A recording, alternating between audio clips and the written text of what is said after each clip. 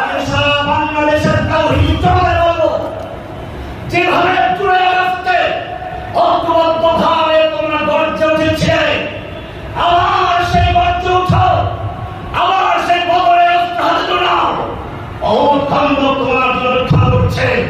খবরদার যদি জিনিয়ে পড়ে যাও, তাহলে এগুলো তারা একটু পরীক্ষা করে দেখছে মুসলিমদের শক্তিটা কেমন আছে। এখন যদি দুর্বলতার পরিচয় দাও, জেনে রাখবেন আমাদের ধ্বংস অনিবার্য। ওরা কিন্তু আস্তে আস্তে আমাদেরকে আবার বিনাশ করার কথা বলবে।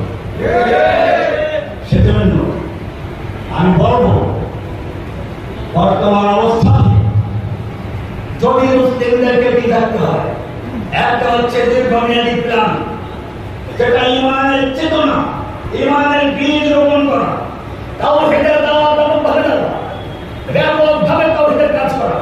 প্রত্যেকটা মানুষ এক একজন নয়। আল্লাহ রাসূল সাল্লাল্লাহু আলাইহি ওয়াসাল্লামকে আবু বকর জিজ্ঞেস করেন, ইয়া রাসূলুল্লাহ, আমি ইসলাম গ্রহণ করেছি, এখন আমার কাজ কি? আল্লাহ তাআলা বললেন, আমার যে কাজ সেই কাজ করে দাও। কুল হাযিহি সাবিলি আদউ